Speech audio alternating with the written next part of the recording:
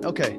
All right. So we will make this intro quickly since there was some technical difficulties. Zoom changed the way they did webinars, which I was not aware of. So that is reason I had to shut it down was so we could see Julie. Otherwise, it would just be a blank screen. So I apologize for everybody in attendance. I don't get frustrated or flustered very often, but I'm sweating right now because it wasn't going smoothly. So I apologize. But nonetheless, you came back, so I appreciate that, and I promise this conversation will be worth the log back in. So we'll go to make sure we get done at the top of the hour because I know Julie has something to get to, and I'm sure you all have something to get to as well. Before we kick it off, I just want to real quickly thank Money Visuals for sponsoring this episode or this conversation in the webinar series. If you're not familiar with Money Visuals, I've been a longtime subscriber. My good friend Ashby Daniels is the founder of it. But basically, what Money Visuals is a newsletter that you can use as an advisor to communicate with your clients. So you might be familiar with Nick Murray and his newsletter that's been around forever. And Nick always has a section that you can use in the privacy of the communications with your clients, not on a blog, not publicly, but you can copy and paste it. And that's what Ashby's done with Money Visuals. So it is a newsletter that is designed to be sent to clients every week in your regular communication that gives you something valuable to say around investing, long-term philosophy. Check it out, see if it aligns with your values, but it saves you hours a week and it's a really good bargain. So Money Visuals, definitely check that out if you're looking for new ways to communicate with your clients, but you don't have the time or the expertise or you don't enjoy doing it. Money Visuals is the place for you to go if you're looking for that.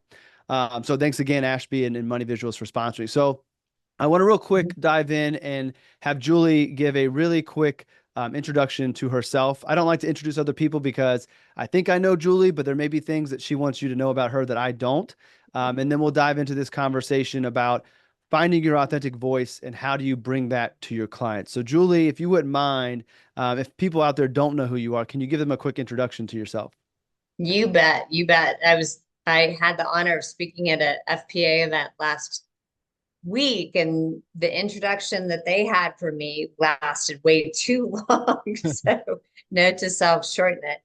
Um, I think the high points that I'd love for people to know about me, and feel free to obviously go check me out on on LinkedIn.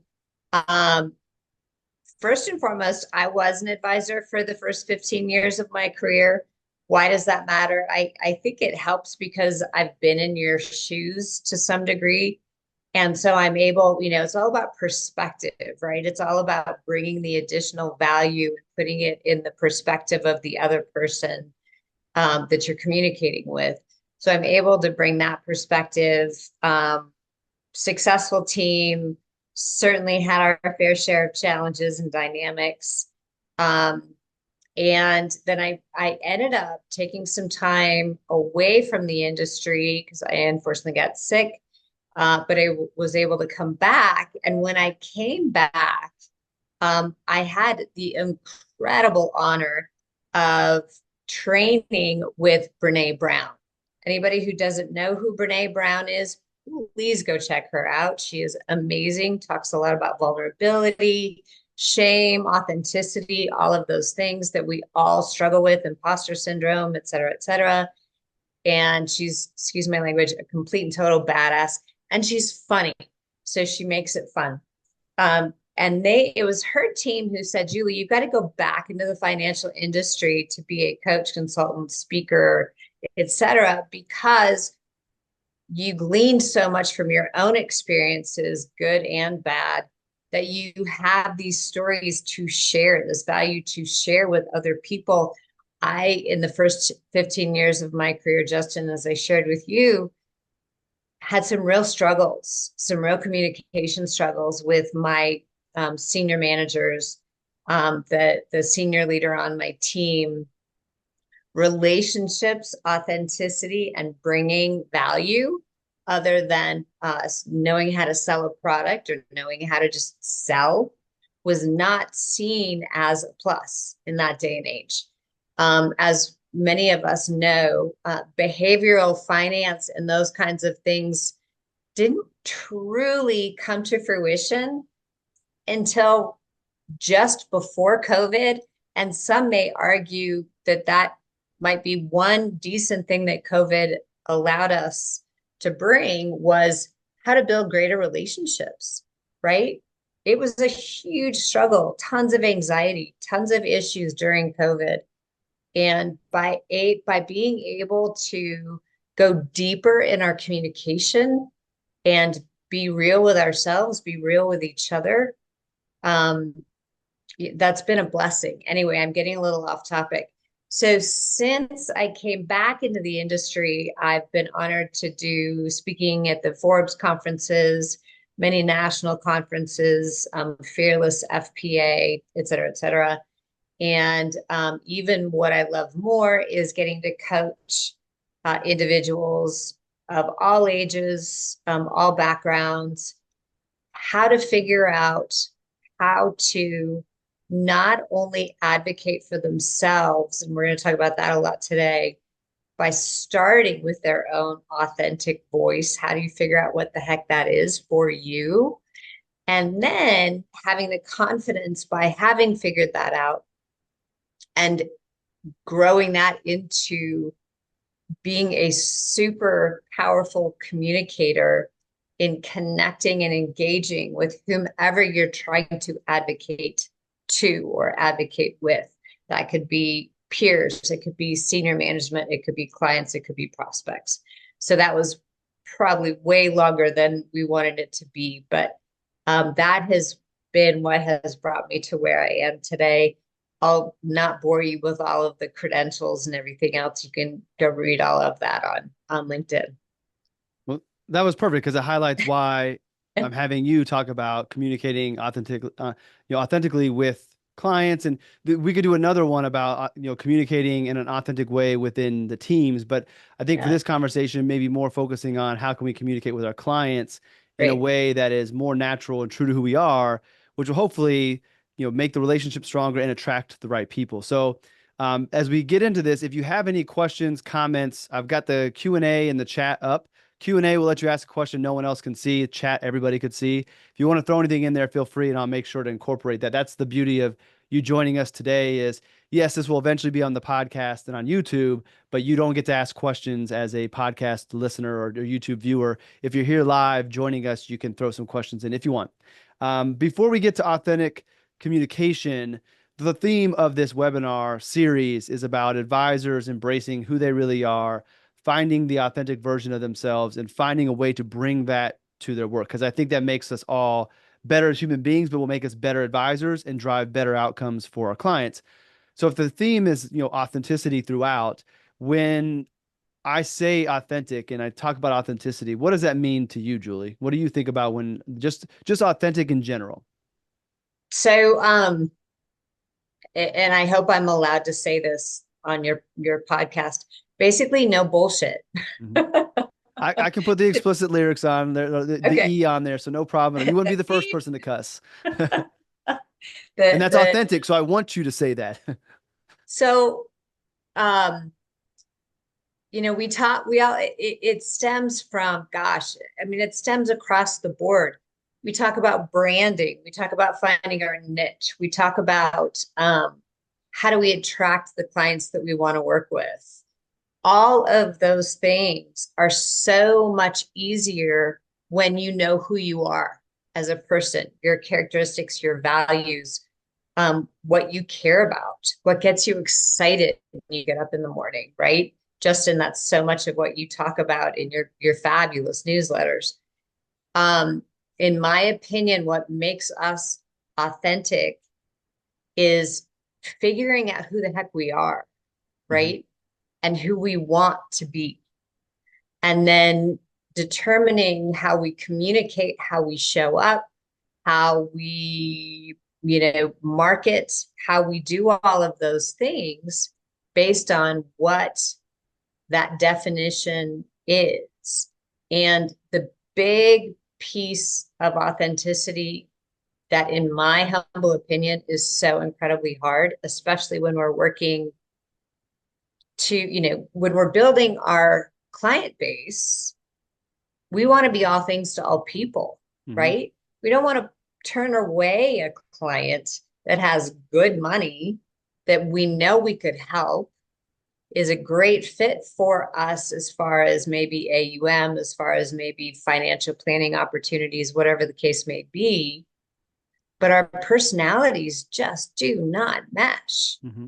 Like we're like, oh dear God, we know in our gut, this is not a person that I want to necessarily work with. That doesn't make them a bad person, right? Maybe the energy level is off, whatever.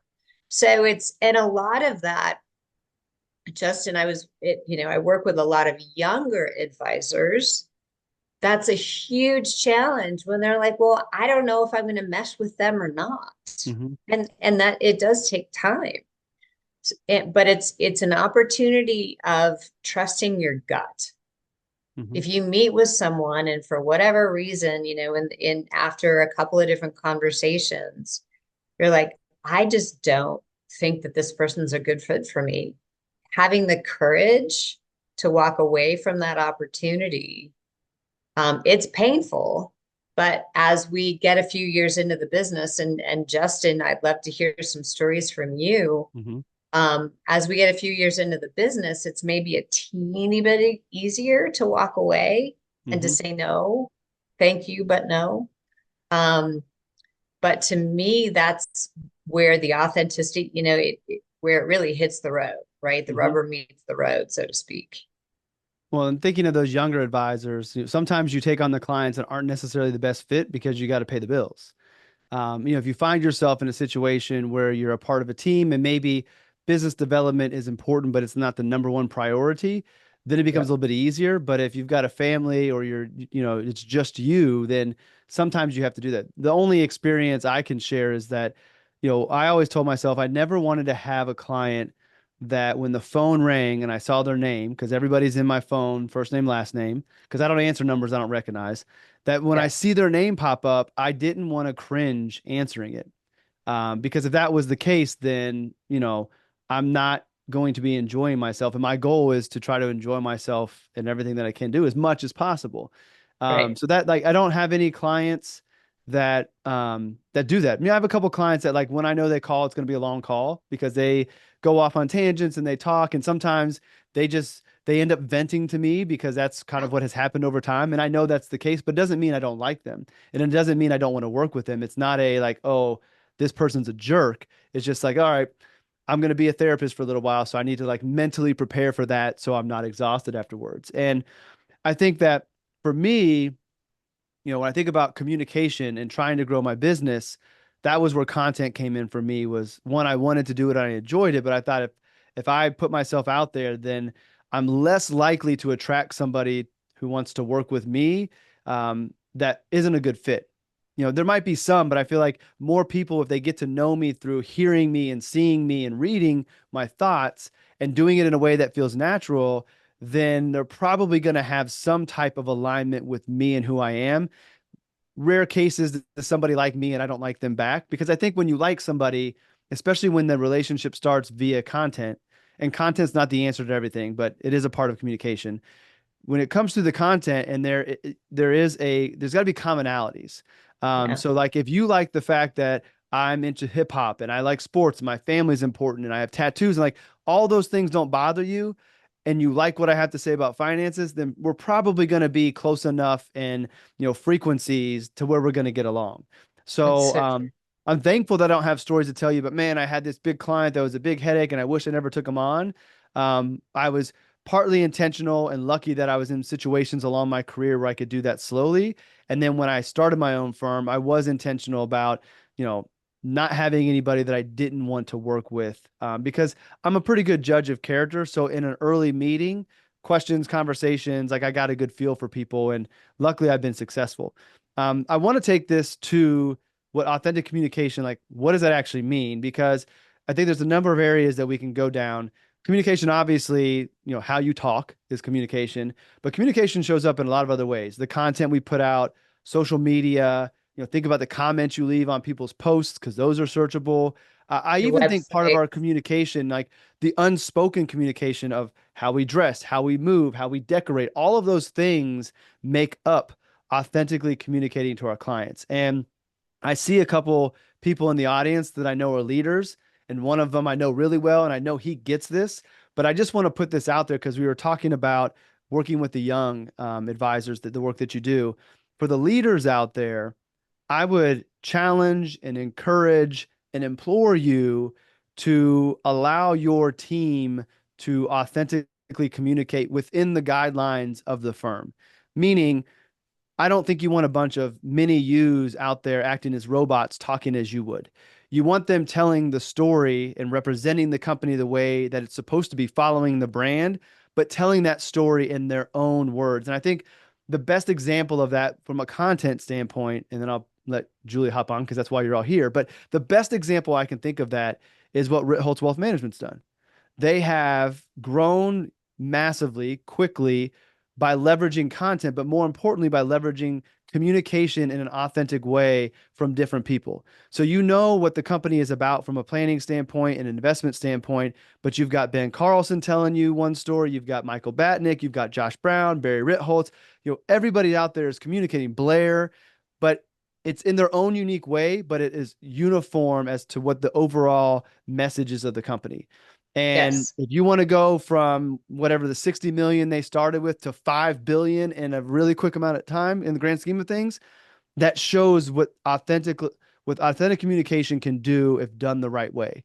So I always want to stick up for the younger advisors or the advisors who are not in a position where they can command that they get to be themselves, and just challenge those out there that are in a leadership role, whether you own the firm or a manager, to encourage your client, to encourage your advisors to find out who they really are and allow Mhm. them to bring that to your firm. Because if you're hiring good people, you should want them to bring their true self to your firm and to your clients. So Mhm. with that little tangent, authentic communication to you, Julie, what does that mean? And then what does that look like more importantly? Right. So I want to unpack a few of the things that you said, Justin. Um, so it is 100% about what we look like, how we present ourselves, what our backgrounds look like, more than we may ever realize, right? So for better or worse, people have their own perceptions. They have their own judgments. They have their own experiences that this type of person who dresses this way, whatever, that must mean that they equate to X. Mhm. They could be completely 100% wrong, but we have to be aware of the fact that those perceptions occur. I've got an example that I'd like to share. A client of mine, they're a older advisor and a younger advisor. The older advisor is maybe 60, and the younger and male, the younger advisor is a female and she's in her late 20s.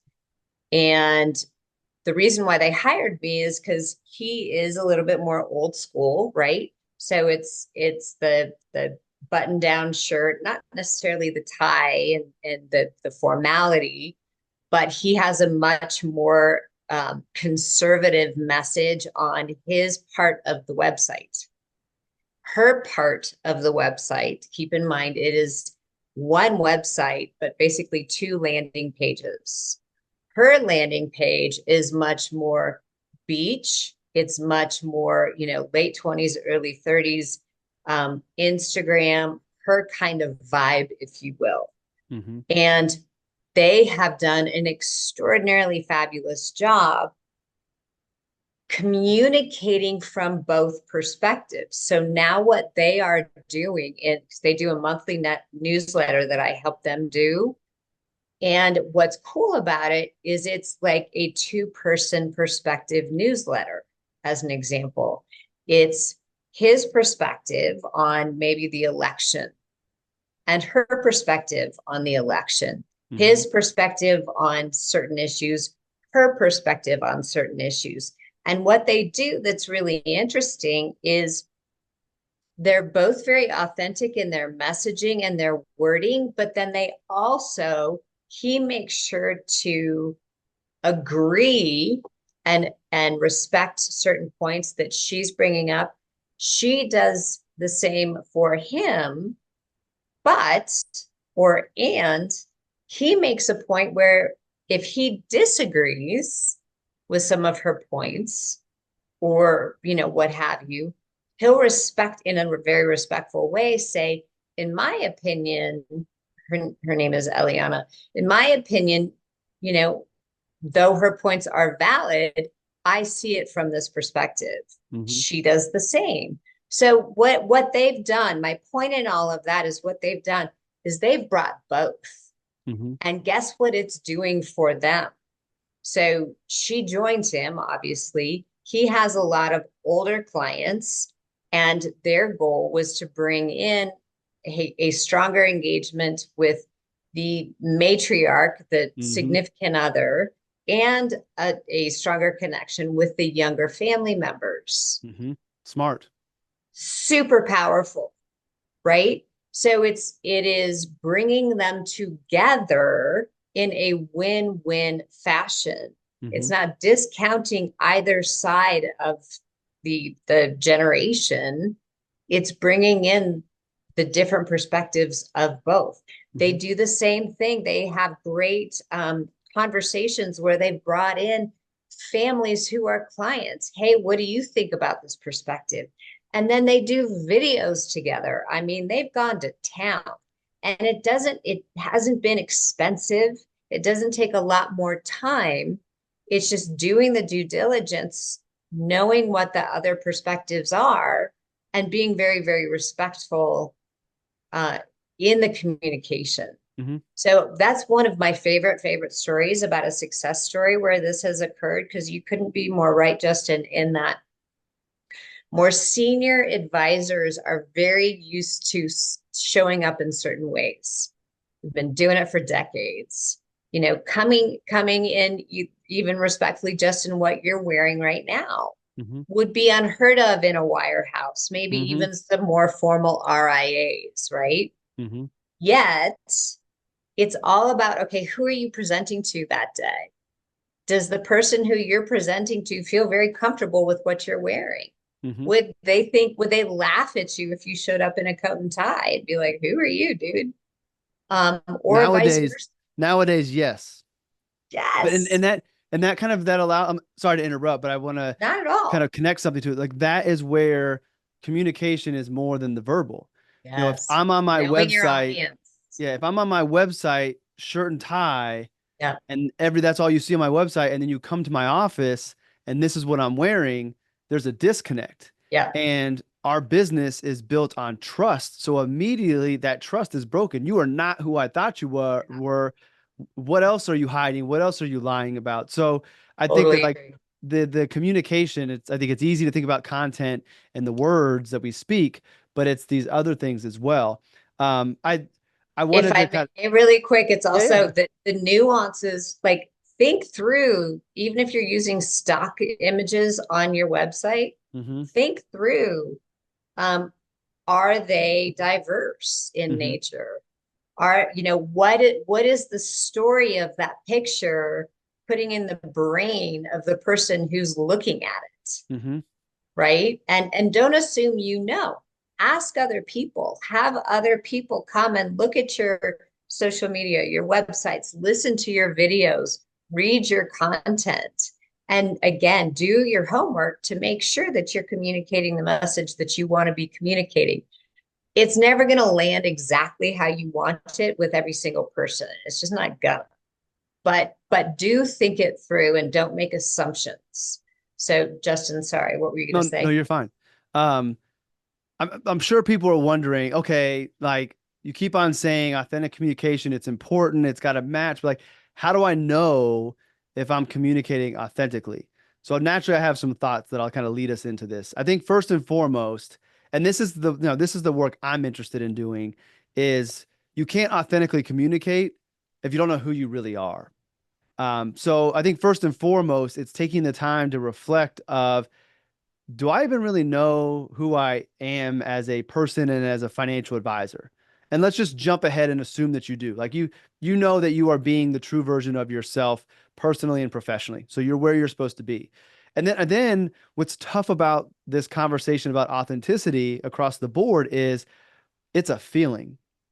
Like I can't tell you if you're authentic or not, Julie. Like I can get vibes and energy, but at the end of the day, only you know if the way you're communicating, the words you're choosing actually feel right to you.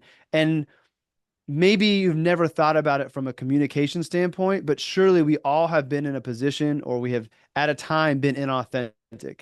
And when we're being that inauthentic version of ourselves, we know how that feels. For me, it feels a little bit like I feel it more in my like my stomach. And I get like not an upset stomach, but that's where I can tell like, okay, this isn't it. That's where my body tells me this is not in alignment. So I think it's just knowing that. And if you're doing things that don't feel right, you're going to feel it. And then you have to figure out, okay, well, how do I correct that? And Yeah. I think a good example that I'll provide in the follow-up. So tomorrow I should be able to get the replay out and everything via email. And I'm going to include a link to an Instagram post. There's a dad that's a comedian, and his goal is to embarrass his daughters. So when they go through drive-throughs or other places in public, he'll start talking like a Gen Zer. So he's using slay and drip and all these words that are inauthentic, and you can tell they are. But what I want you when you watch this clip, I want you as the viewer to notice, how do you feel? When Yeah. I watch that, even though I know it's a joke, I feel uncomfortable. You And like that, cringe. It's a yes, little cringe. cringy. It Yeah. totally is. Yeah. So my guess is, however that video makes you feel, where you feel it, that uncomfortableness is probably where you feel it when you're being inauthentic. So try to know that feeling and pay attention to it so that when it creeps up, you realize, okay, I'm venturing away from the way I need to be presenting and communicating to go out there. So I think that's where it first starts, is knowing who you are and then communicating in all the forms we've mentioned in a way that feels authentic. And then my final story, then I'll toss it over to you, Julie, of kind of searching to figure out what feels authentic. When I started creating content on All About Your Benjamins, I was reading The Reform Broker every single day, The Irrelevant Investor, and Morgan Housel. Like those were my favorite blogs to read. So you can go back and check the records and you can see this. I didn't know what kind of writer or a communicator I was at that time. Like I didn't know because I'd never done it before. So all I knew to do was to try to emulate the people that I liked. So for a long time, I was trying to write like Michael Batnick, which is more of a technical investment, charts, trends, all those types of things. And it was a struggle. And I didn't realize it then. The reason it was a struggle was it wasn't authentic to me. And then I tried to write like Morgan Housel, and I'm gonna like pat myself on the back that I loved Morgan before he wrote an awesome book. Like he was my favorite writer before he blew up. It's But I amazing. would try to write like him, which is finding stories from history and then bringing it to a theme I wanted to talk about. I'm not much of a researcher. I don't have the patience when I want to create. So I was struggling to do that. Again, that was not authentic to me and I didn't know it at the time. And what I ended up realizing that the posts that were easiest for me to write, that I enjoyed the most, were more bigger picture philosophical questions, more around what is wealth, how should you live your life, how does money fit into it. It wasn't as technical. So I had to kind of emulate others and try to do my version of what they were doing to realize that's not me, that's not the way I'm going to communicate, in order to find out the way that I was supposed to communicate. And then it's just kind of continue to evolve. So if you're worried, if you're not even sure, how do you bring your authentic message out there? You just got to try different ways to see what feels right, or also what comes to you easily, what comes naturally. If you're very easy, it's easy for you to get in front of a camera, then maybe you should be creating content that's video to deliver your message. If the camera scares you, then don't start there. Start where you're comfortable, and then maybe you can grow and evolve. So going back to the beginning of my stories I was sharing, like how do you help people, or how do you recommend people re- determining whether or not they're communicating and presenting authentically, and kind of check that, and then how do they find themselves? Yes. So the first thing, one thing that I know that you're going to send out to people and or provide, right, are the Yep. instructions. So I was honored about 2 years ago now. Another author who's amazing, not really in the finance space per se, but Adam Grant, Ray Dalio, very much in the finance space, Ariana Huffington, this amazing conglomerate of thought leaders put together a whole training facilitation, which comes with an assessment called Principles U. Mm-hmm. And there's also a format of it that's more team oriented called Principles Us. And in the email tomorrow, so please, please, please look for this.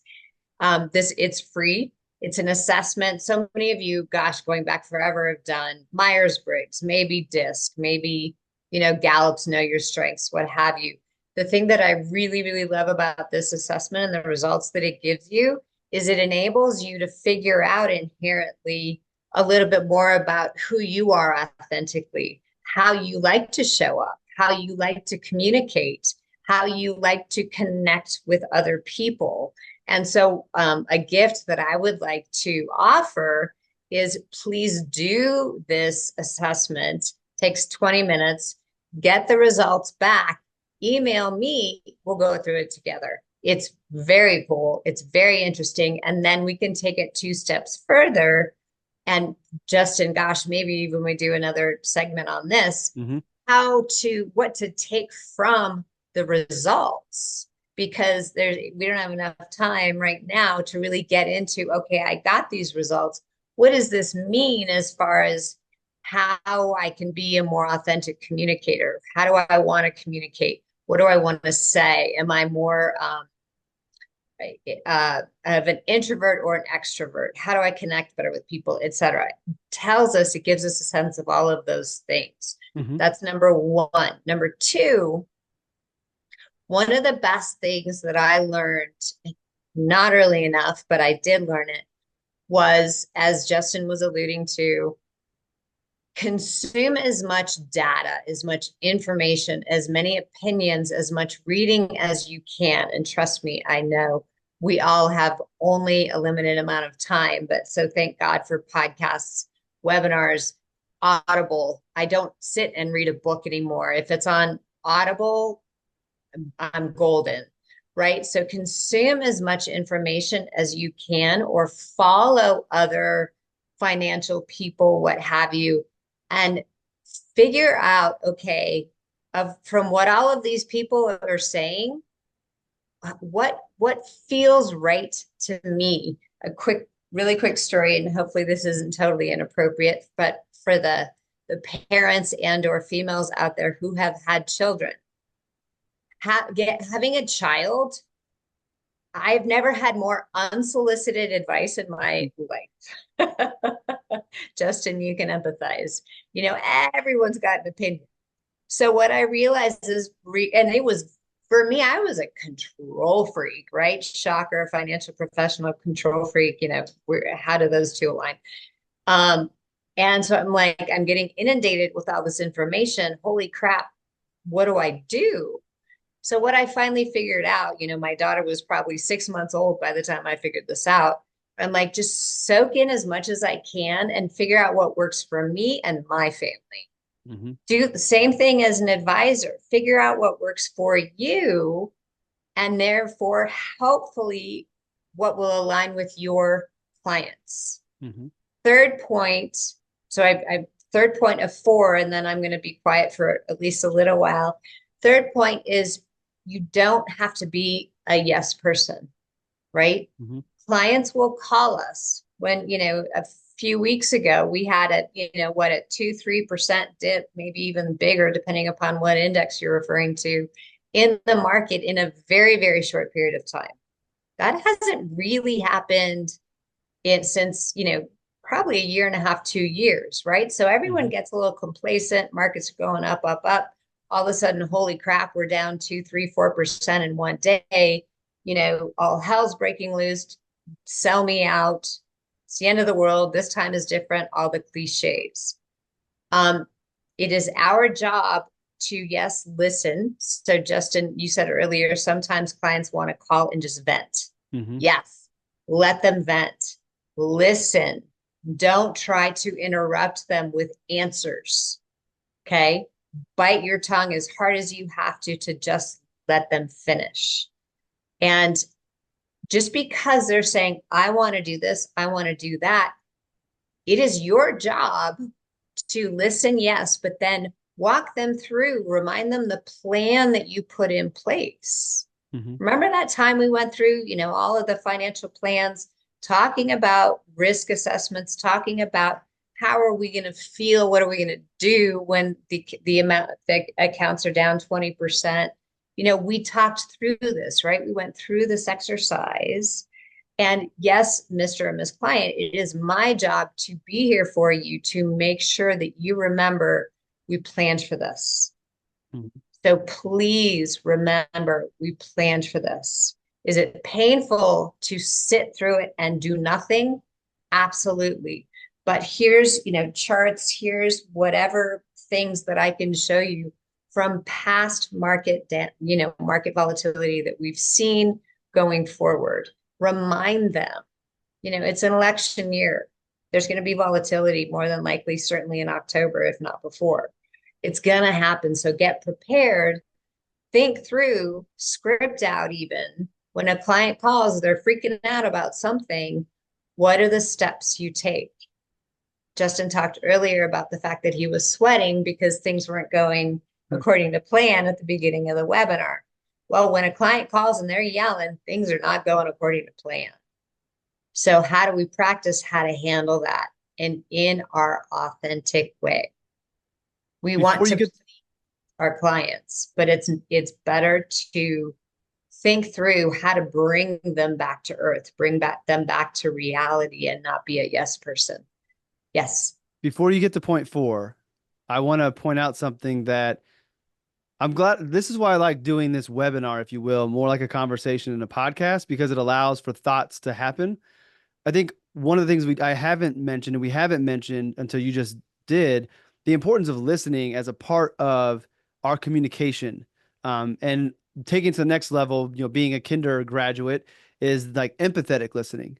So not just listening to listen, but listening to kind of understand and feel where our clients are coming from is an important part of our, verbal communication, face to face or Zoom to Zoom, phone to phone, whatever it might be. But the point I want to go to next is, and then we'll go to point four, is that another important part, I think, of communicating authentically is to communicate and talk to your clients, from your heart. So yes, have the points that you want to talk about to kind of calm their concerns, but sometimes just be real. Mm-hmm. An example being, I have a client that reads my daily notes. Every day she reads it. I don't write my daily notes for my clients, reads them every day. She was in the office and I could sense that something was wrong. And eventually later in the meeting, I forgot how we got onto it, but she asked me if I was happy, which first off is really cool that my client was making sure that I was in good shape. Yeah. And then she alluded to some of the things that I was writing about in my daily notes. And my daily notes, I write each day, and a lot of it is me processing things I'm going through and then sharing it with the world, hoping that it impacts somebody else. And if you go through the last couple of months, there's been a lot of writing about identity and future. And so as I'm kind of like I'm 20 years in my career, I have like a business that I love, I have a direction that I want to go. How can I do both? Who am I? And I've been writing about that. And long story short, she asked me if everything was okay, and I told her yes. And then she thought it was because of the Schwab merger. She's like, ever since Schwab, I've noticed this. I'm like, well, I'm not loving Schwab right now, but I'm happy, and that's not that big of a deal. And I was completely honest with her, and I said, look, you have seen me mention some things in here. I'm actually exploring what the future of RLS Wealth might look like, and could it be a part of another firm, and what would that look like? But I assured her, I said, look, there are a handful of clients that if I ever made any changes structurally, I would always be their advisor. And you will be one of those. That would be a deal breaker for me if I could not.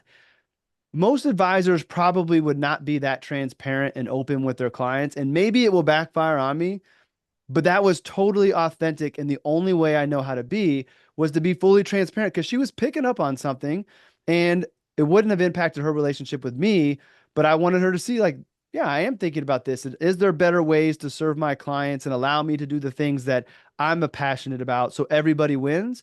Maybe there are opportunities out there that I need to look into because it would be better for them and better for me. And we all still get to work together anyways. So I share all of that story, like I shared something that most advisors probably would not be comfortable with. And I shared it from my heart because I Yeah. felt that she was genuinely concerned and worried. And from that moment of that conversation, the rest of the meeting, the energy totally shifted and she was back to normal. So, yes, be a listener. Yes, be empathetic. And maybe there are times where you don't present that information. You aren't that vulnerable with a client. But sometimes there are times to be the human and speak to them from your heart. And maybe it's just saying, you know what?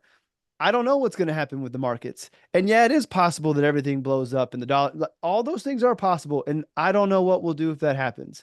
But you know what? No one else does either. And we'll figure it out together. Like Yes. those heart to heart conversations, I think go a long way. And if that is true to who you are and you're comfortable doing it, I think it's very valuable to communicate with your clients that way. All right, point four. Now I have point five, six, and seven, but We only got 10 refrain. minutes, so I don't know if we can get there. I'll refrain, I promise.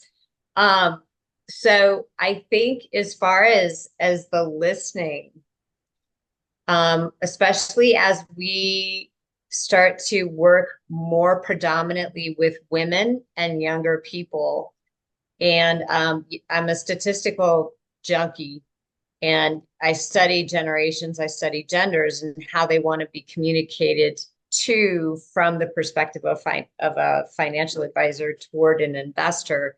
And as women and younger people become the more predominant investor, they care, statistically saying, they care more to know, Justin, like you just said, is I'm going to be okay. Hmm. And we as advisors, it's our job more than anything to alleviate to the best of our ability their anxiety by sharing with them, okay, here's what we've done in the past. We can't control the future, but to the best of our ability, we've planned for it. We've Hmm. planned for the good, we've planned for the bad, right? One of the things that and so I think this is five, and then I'll stop. Um, Not to toot my own horn, but one of the things, remember I told you when I was an advisor and people thought because of how much time I spent building relationships with clients, asking them how they are, how's your family, what's going on for you, talking about things that had zero to do with their finances.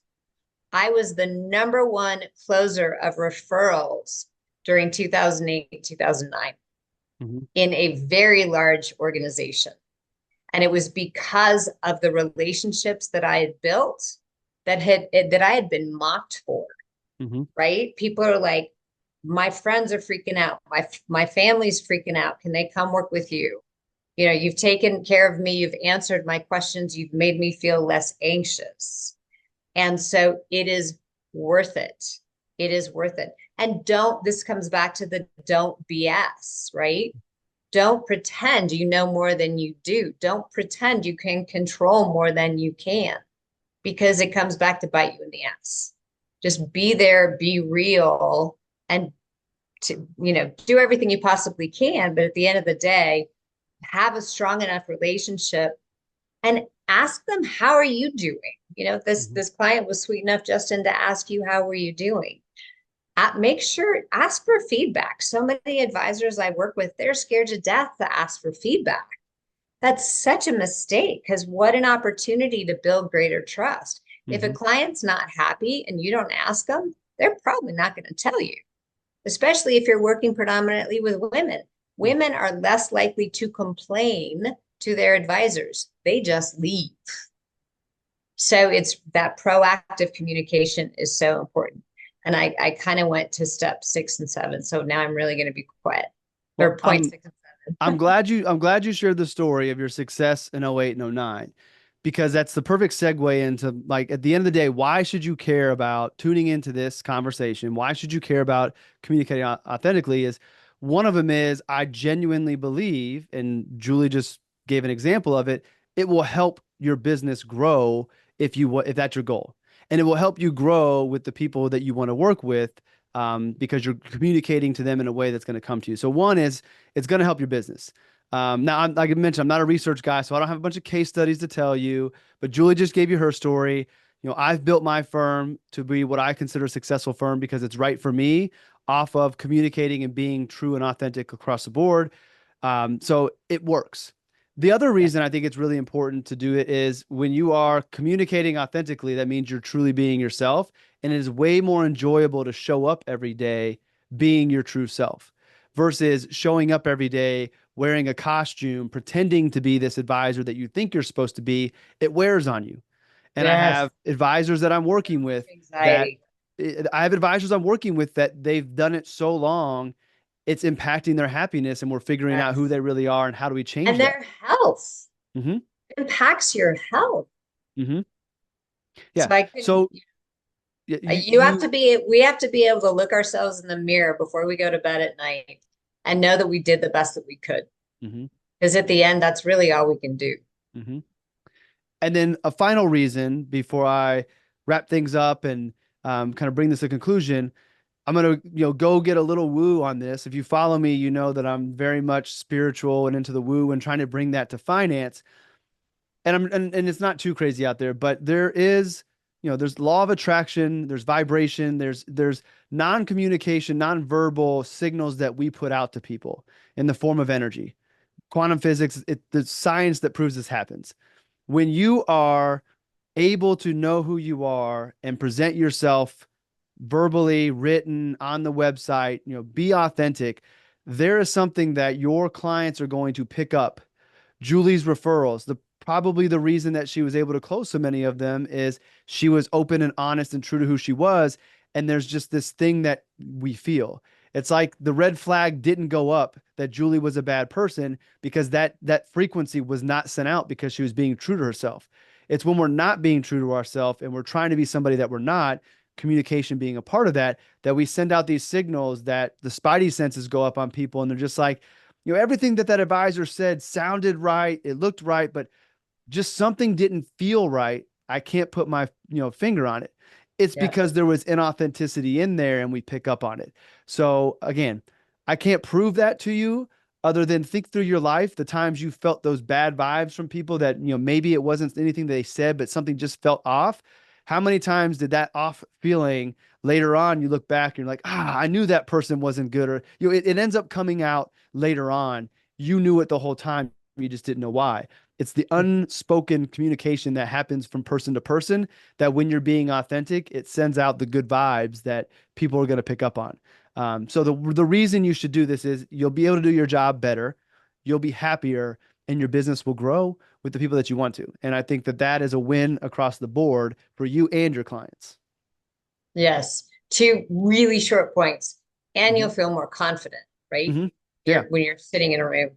And I think the other thing too is the energy thing is so important and it's reciprocal, right? It Hmm. goes both ways. If you can sense that something is up with a client or a prospect and you're not sure what's going on, don't guess, don't do anything other than ask Yes. them, is Hmm. everything okay?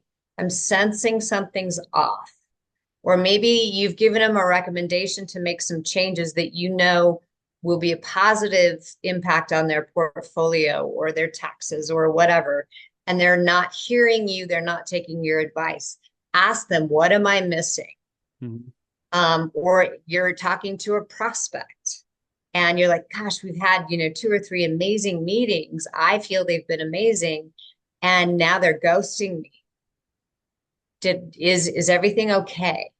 Right? Don't be afraid to be vulnerable. Don't be Hmm. afraid to show them that you truly care and want to know that they're doing okay. It's funny you say that and don't assume in that because going back to my client, I mentioned I sensed something was up. She came in with a statement and had some numbers written on it. So I thought the thing that she was like uneasy about was she wasn't happy with her portfolio, which we rarely talk about investments, and it was actually doing well. She was actually excited about the portfolio. That's why she had the numbers written. It had nothing to do with that. It was more about concern for me and if something was up. So also don't assume.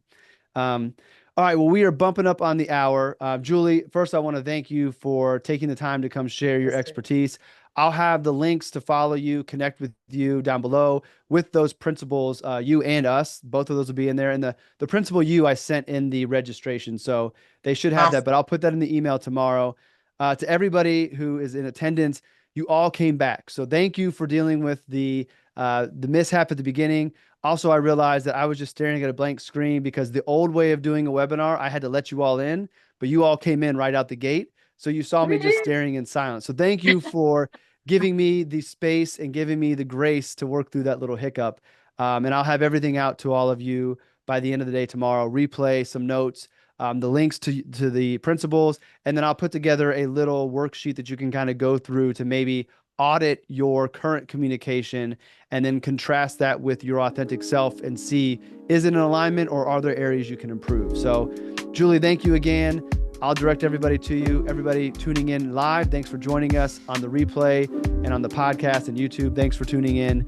And we'll see you all in the next one. Thank you so much. Really Thank you. appreciate it. We'll see you later. Bye. Bye.